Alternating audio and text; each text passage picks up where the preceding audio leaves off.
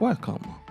In this video, I'll answer some questions I have been asked about piano accompaniment, and I talk about the following topics: the difference between piano melody and piano accompaniment, the best position for basic chords in my opinion, passing notes, the basic methods for accompaniment, and finally, we'll create a musical base. I apologize for my English language and the mistakes in pronunciation and translation. I hope you can understand me. You can try to use subtitles. You can try to use the YouTube automatic translator to translate the subtitles into your language. To follow this video, you need the following knowledges: basic positions of the chords and the musical scales. In particular, we'll use the C scale, all white keys, and the E scale. This isn't a video course on the piano, but a collection of my personal tips for playing a piano accompaniment.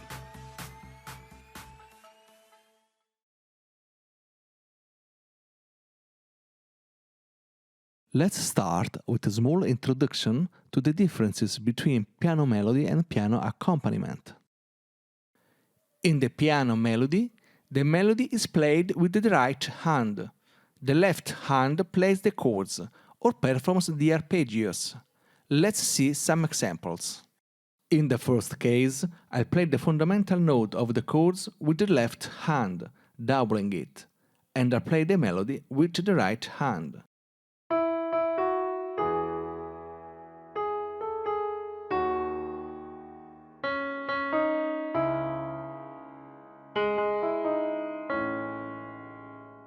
In the second case, we play a small arpeggio.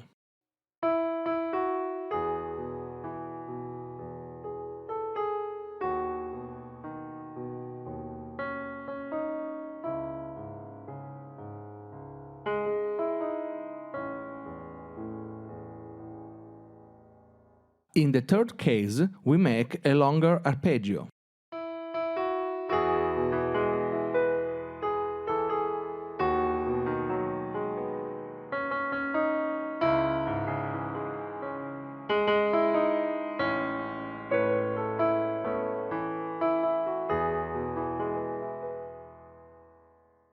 In the fourth case, with the right hand, we feel the silence when the melody ends.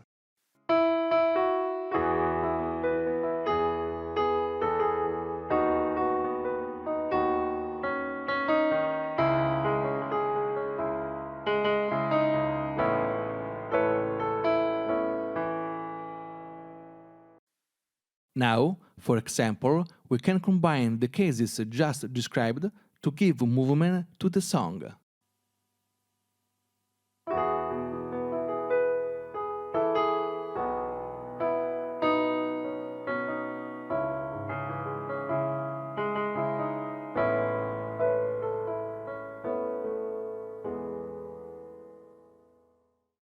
In the piano melody, you need the piano score to know the notes to play with the right hand. It isn't customary to sing over the piano melody. Piano accompaniment is different. I don't play the melody with my right hand, but I try to create a base on which the singer can sing.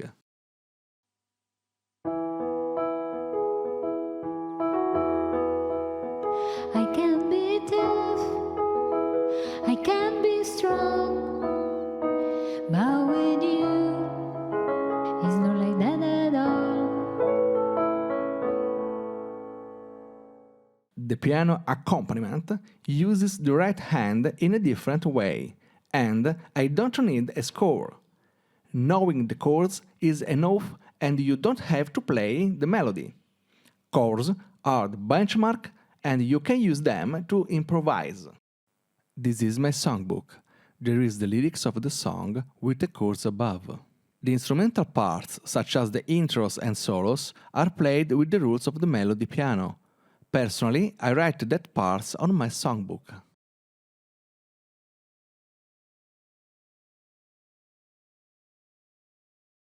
Part 2.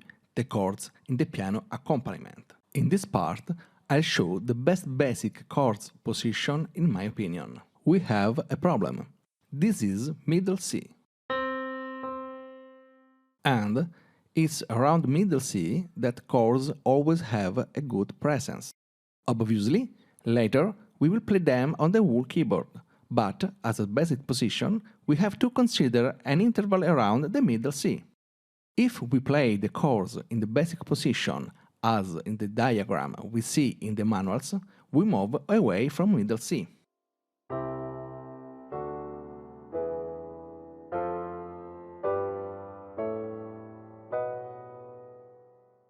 We end up in a high area. For me, in the piano accompaniment, the basic chord of the C is not this, but is this. There are several reasons why I consider this a good basic position of the C chord. The first reason is that I can easily add a note to the chord.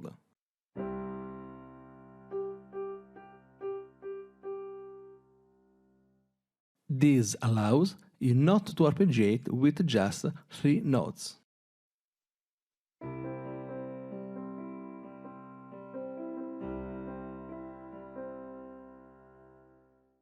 But you can easily arpeggiate with 4 notes.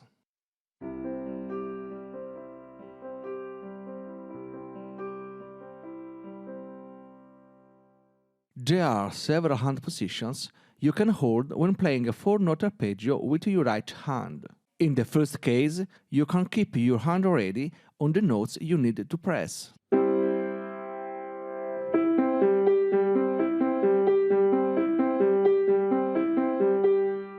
In the second case, if the hand is not ready, you can easily arpeggiate with a small jump with the little finger.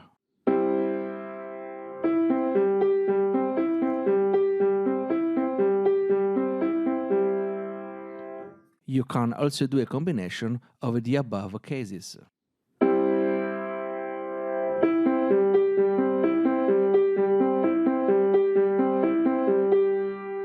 However, it's not necessary to arpeggiate with 4 notes. You can also play a song using 3 notes. Let's go back to our basic position of the C chord again. It's possible to use the thumb of the left hand to increase the arpeggio by 1 note.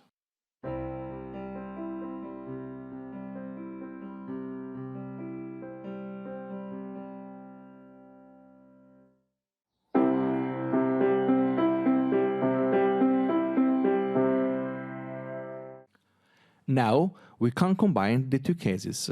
We can arpeggiate with 4 notes with the right hand and add a note with the left hand to create a movement with 5 notes.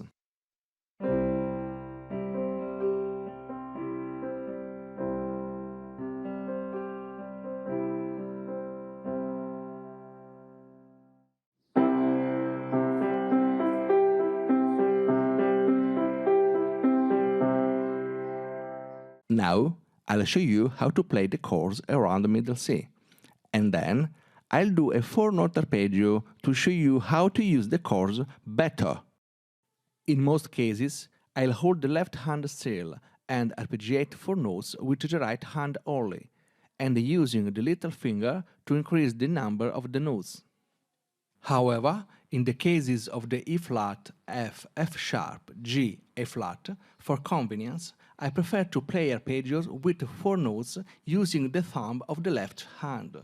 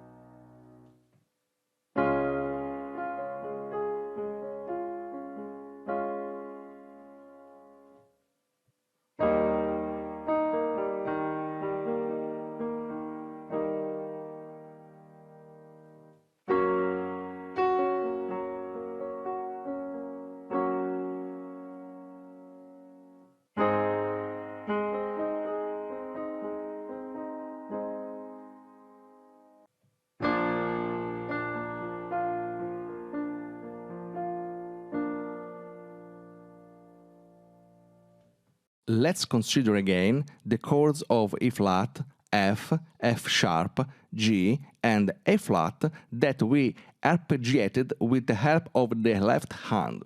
If we take the fundamental notes one octave lower, we can arpeggiate 4 notes using the little finger of the right hand and not the thumb of the left hand.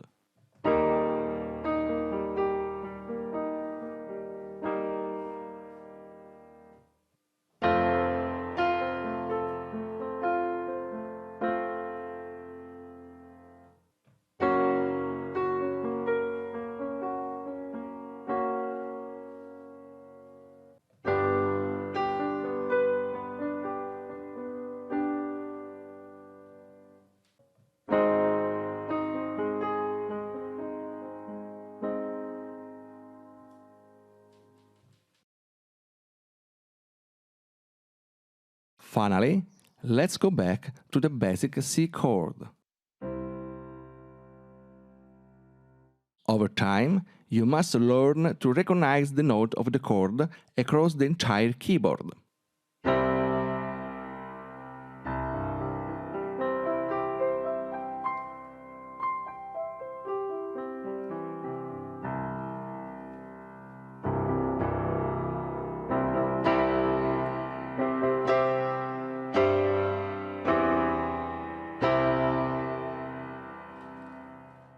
The same reasoning applies to minor chords.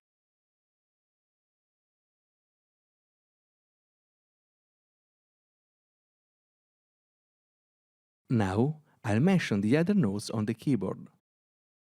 I take the C scale and the C chord as an example, but the reasoning applies to all chords. Until now, when we played the C chord, we only played the notes of the chord.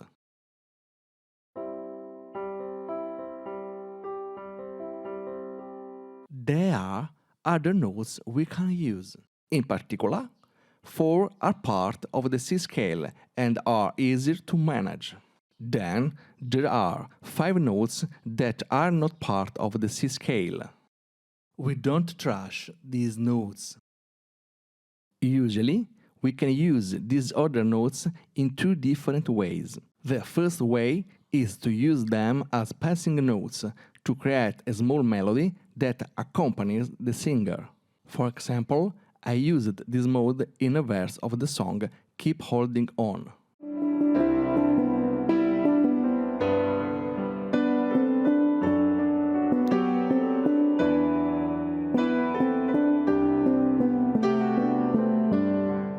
The second way is to use these notes to play a chord variation, like G major 6 that uses F sharp.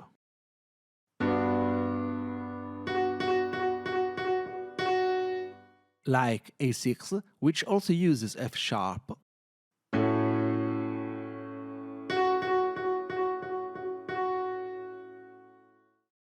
Or D dominant 7th that uses the note C.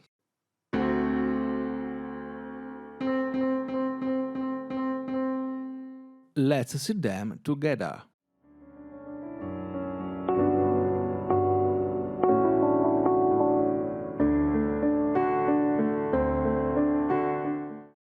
Each of these harmonies, 6th, 7th, and all the others, should be treated in separate videos. I think the next video I'm going to do will be a video explaining how to use B flat when using a dominant C7th chord.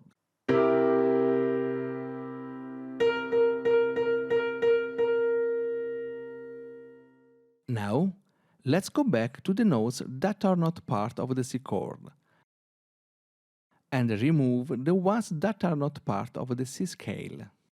Those that remain are the 2nd, 4th, 6th, and the major 7th.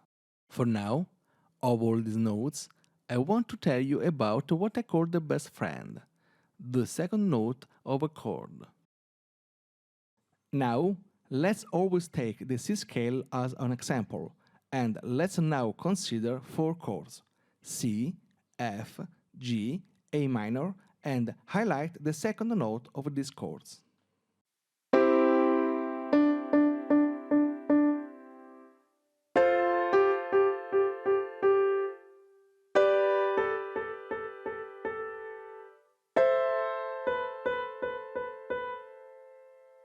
Usually, when you play piano accompaniment and want to make a sequence more interesting, the second note is your best friend. Now, let's try to improvise an accompaniment piano using these chords, but without using the second note.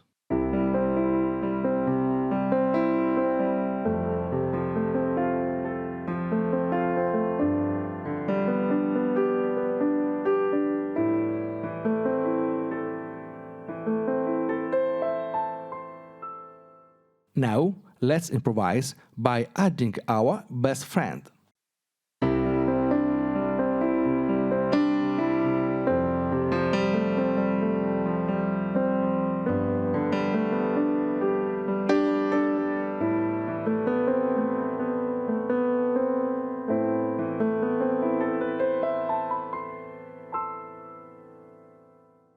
Adding the second degree in the arrangement of a pop song is almost always possible, especially in songs with simple harmonies.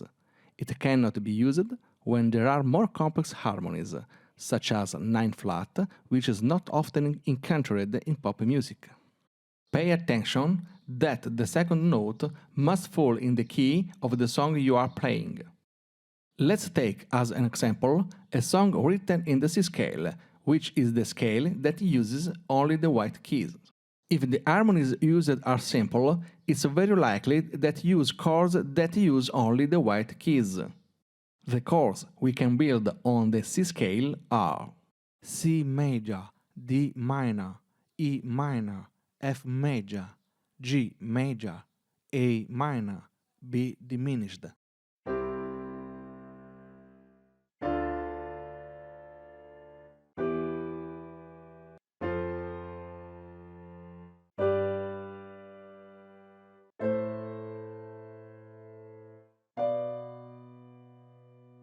Now, pay attention to the second note. In the C scale, the second note of the E minor is the F. If, on the other hand, we consider the scale of the G major, which has an F sharp, the second note of E minor is the F sharp. Let's see an example. The chorus of the Keep Holding On song uses the G major scale. Hear the sound of E minor when I use the second note as a passing note.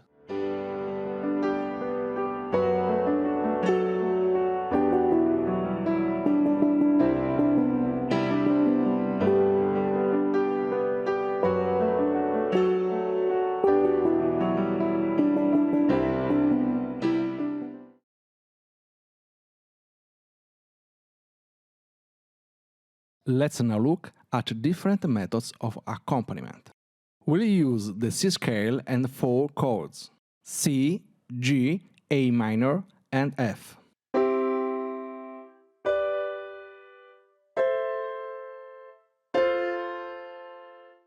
With the first method, we play the fundamental note of the chord with the left hand, doubling it. With the right hand, we play the chords in time.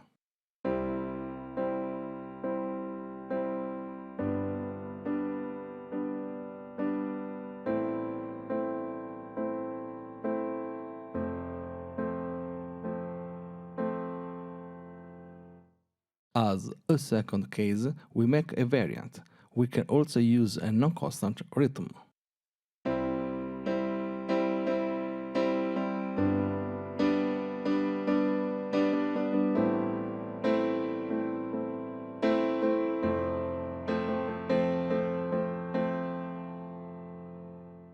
Third method. For example, we can arpeggiate with the right hand with a constant rhythm.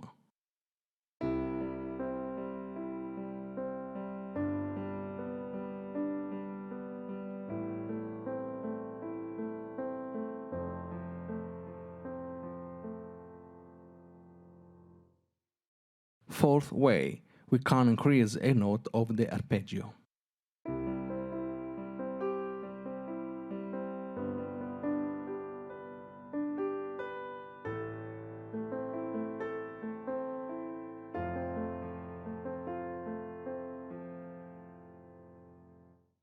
Now, with the right hand, we also add the other notes that are not part of the basic chords.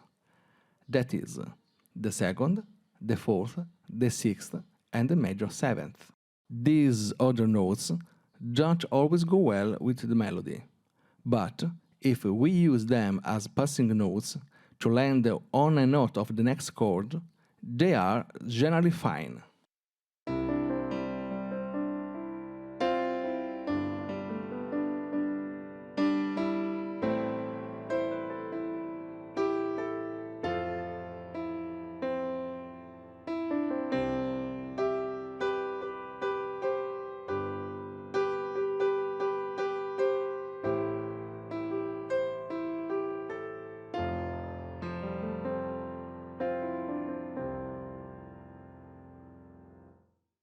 Attention! The improvisation you just heard may not go well with the melody, even if the harmony is correct. The most common mistake that you can do, and I admit I'm the first to make it, is to use too many notes. When there are too many notes, there is a risk of confusion. Generally, the arpeggios never tire, and it's preferable to give movement with the piano during the passage of the chords, or when the singer is not singing. So, let's see another example of improvisation, with some arpeggio and a little more pauses.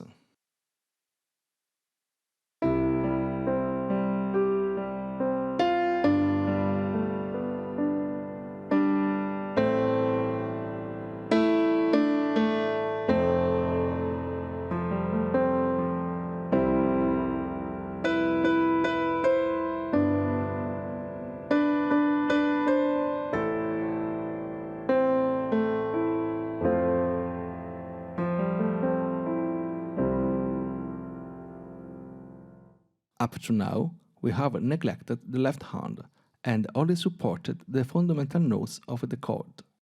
Let's now see several variations. The first method is to vary the rhythm of the left hand. Personally, of the two notes of the left hand, I tend to move the lower one less and move the higher one more.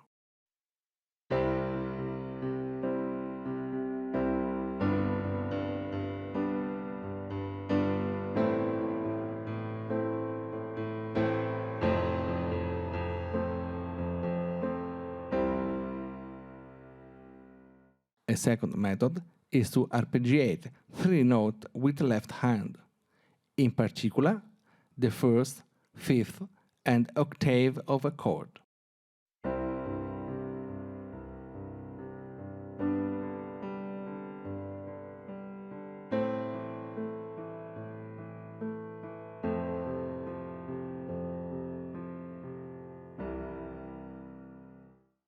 Now, let's try arpeggiate with the left hand by adding a note. Pay attention that when you play the low F, the one below C2, the arpeggio will be an octave higher. I suggest you not to play arpeggiated notes that are too low.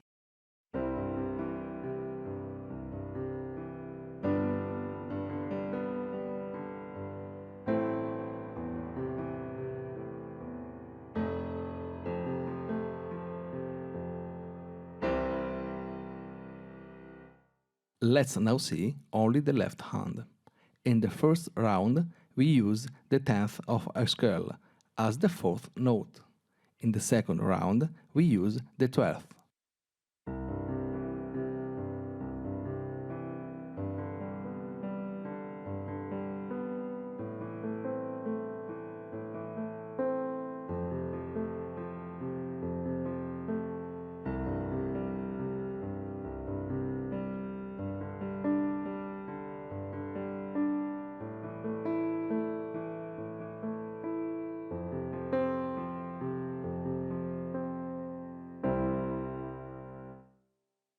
We can get help from the right hand to make long arpeggios.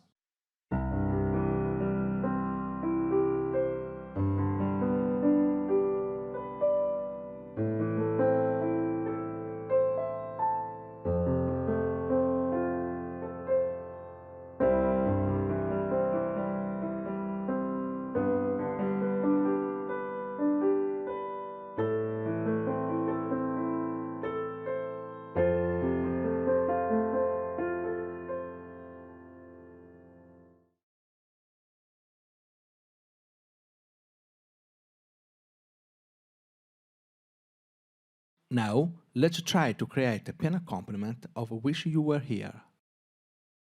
We'll use the E major scale.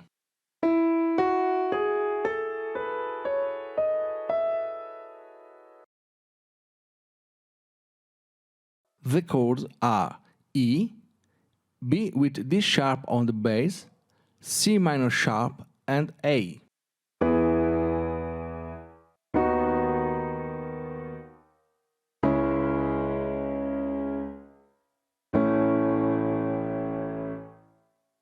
Let's play the first verse slowly.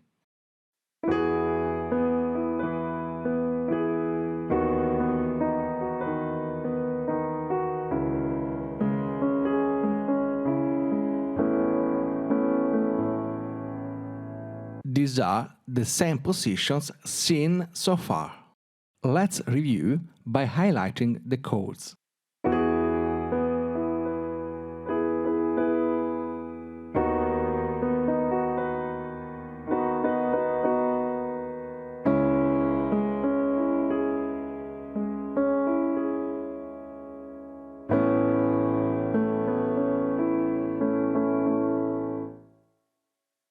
The most important thing I want to explain to you in this video is that when you want to learn a song and you see the green notes on synesthesia, you don't have to think about which single notes you have to press, but you have to think about the chords you are using. The second verse has the same chords as the first. I try again to highlight the chords.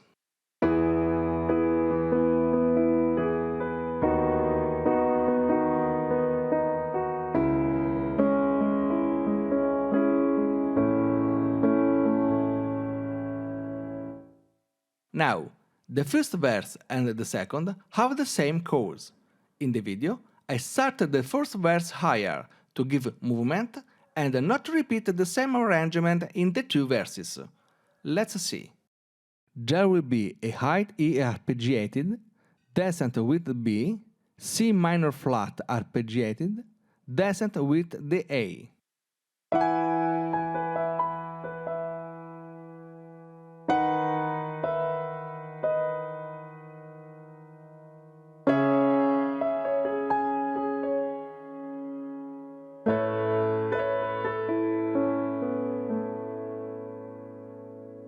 So, let's see again, and always slowly, the first two verses of the song.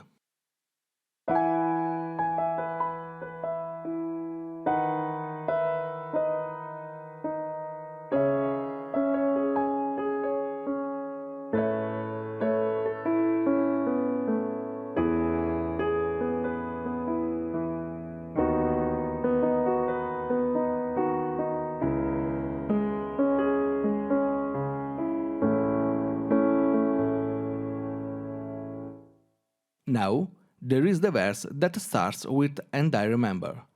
The chords are the same, but we increase the speed with the left hand to give more movement.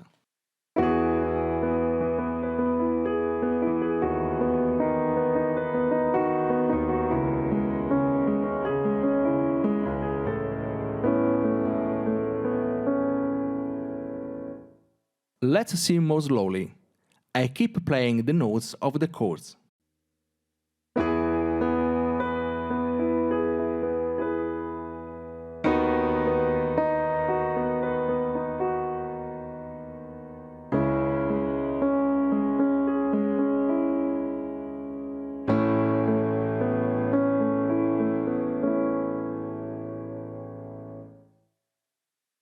Now we have got the chorus. They are the same chords. I can press a very low E to make it deeper, and then I go quieter with the right hand to change the movement of the song.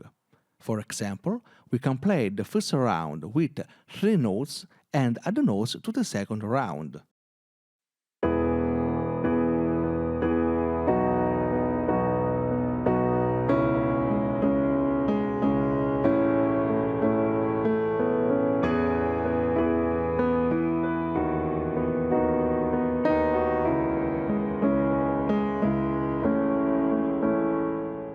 Now Now we have got the bridge. Up until now, we have used arpeggios a lot.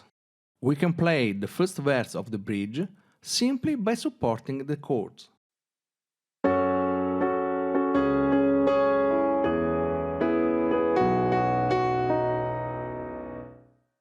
For the second verse of the bridge, we can get help from the notes of the song itself.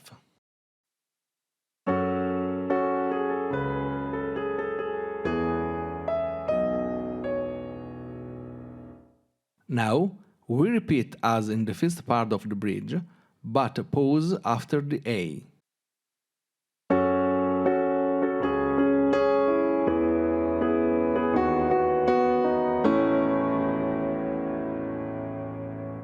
And again, we get help from the notes of the song.